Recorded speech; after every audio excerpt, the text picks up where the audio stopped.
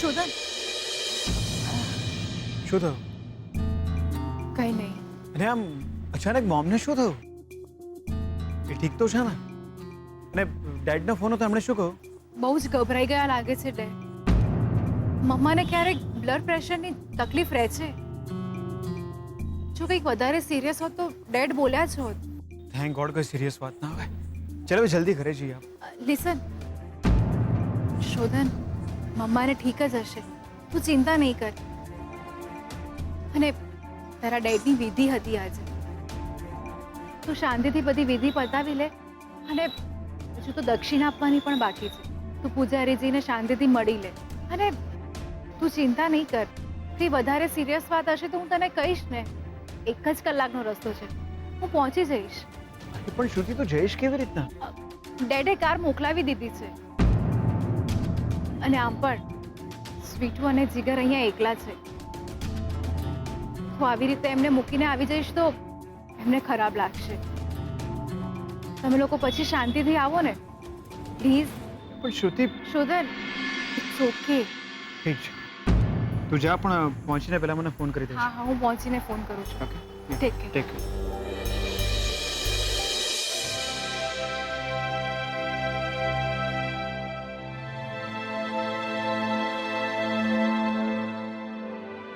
શું બાપા, મસ્તી કરવાનો ટાઈમ થઈ ગયો? નથી બાપા, આ નહીં, મારી આગળ છૂટા નથી. એટલે સાવ આવું કરવાનું? એટલે તમે તો મારો કચરો કરી નાખ્યો. એટલે છૂટા નહીં માંગતો. આ બાપા, તમે અમને આશીર્વાદ આલ્યા, અમે તમને આશીર્વાદ આલી શકીએ એવું નહીં. એટલે આ અમારા તરફથી રાખી લો ને બાપા, રાખો. પ્રદ્યુમનની વિધિ માટે દક્ષિણા ના લેવાય. ના ના પૂજારી બાપા, આ દક્ષિણા નહીં. દેવરા મંદિરમાં કોઈ ગરીબ માણસ વિધિ કરાવવા આવ્યું હોય તો એના પ્રસાદ પાણીની વ્યવસ્થા કરી આલજો. કોઈને હવન તર્પણ કરાવવું હોય તો સગવડ કરી આલજો. રાખો ને બાપા. તારા નામે આ દાન લખી નાખીશ. ના ના, મારે હજી સ્વર્ગમાં જવા માટે બહુ વાર છે. આ પ્રદ્યુમન કાકાના નામે લખજો.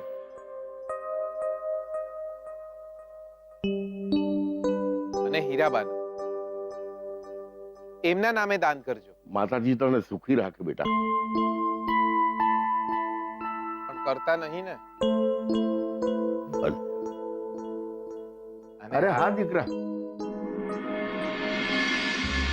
બેટા આ માતાજીના આશીર્વાદ તારા ભાગના રહી ગયા હતા. ના ના કાકા, આ તો એમના માટે છે જેના લગ્ન થવાના હોય. પૂજારી કાકા, અમારા લગ્ન નહીં થવા નથી હોય.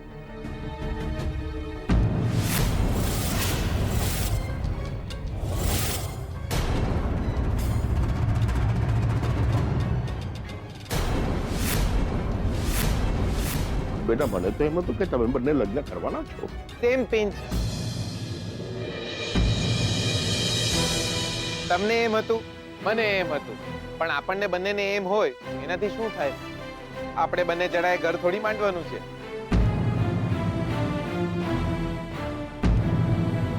બાપા, સાચી વાત તો એ છે કે અમે બંને ભાઈબંધ છીએ.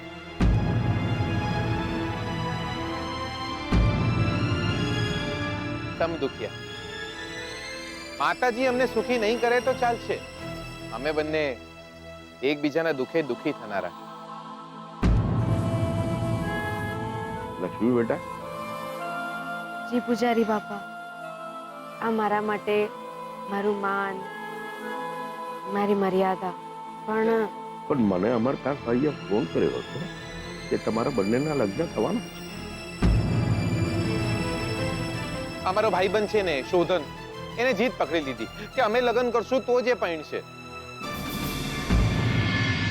એટલે અમને થયું કે ભલે ને અમારું ઘર ના બને પણ શોધનિયાનું ઘર વસી જાય. હું કઈ સમજ્યો નહીં. પૂજારી બાપા, અમે દાદાજીને જૂઠું બોલ્યા હતા.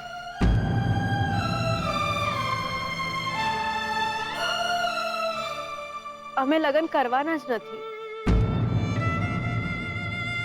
બેટા મને તારી વાત સમજાય ને. બે મેલો ને યાર, બહુ લાંબી વાર્તા છે, પછી ક્યારે નિરાતે સમજાઈશ. અને આમ બી અધૂરી રહી ગયેલી લવ સ્ટોરીઝ બહુ લાંબી હોય છે. પૂજારી બાપા, મને આશીર્વાદ આપો કે મારા ભાગના સુખ શ્રુતિબેનને મળે.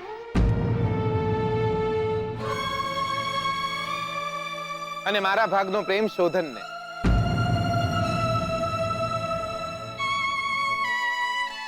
માતાજી તમને બંનેને સુખી કરે બેટા. જય માતાજી. જય માતાજી. જય માતાજી.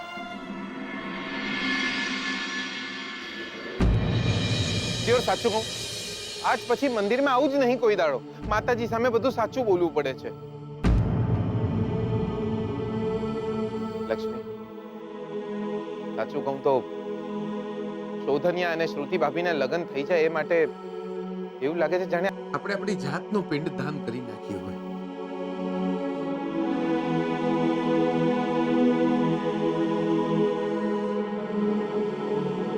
ચાલો.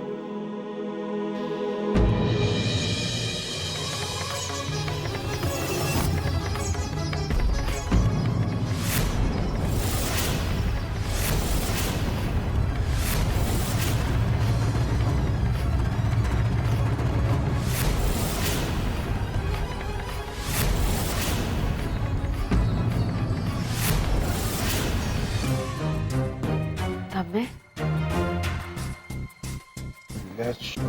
તું હજી ગયો નહીં દિયોર? ગયો હોત તો આજે ચમત્કાર જોવા ના મળે.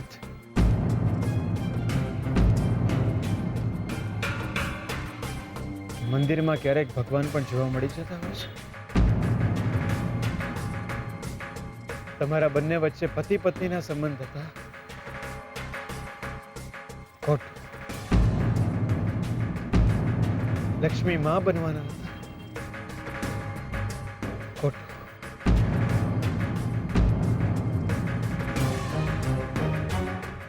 જીગર દગોદીને ભાગી જવાનો હતો. ખોટું. અને આજે ખબર પડે છે કે તમે બંને લગ્ન કરવાના છો. એ પણ ખોટું.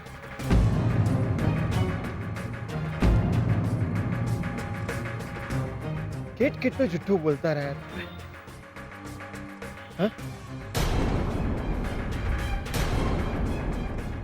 જુઠ્ઠું અત્યાર સુધી તમે બોલતા રહ્યા ને આજે ખોટો હું પડી રહ્યો છું.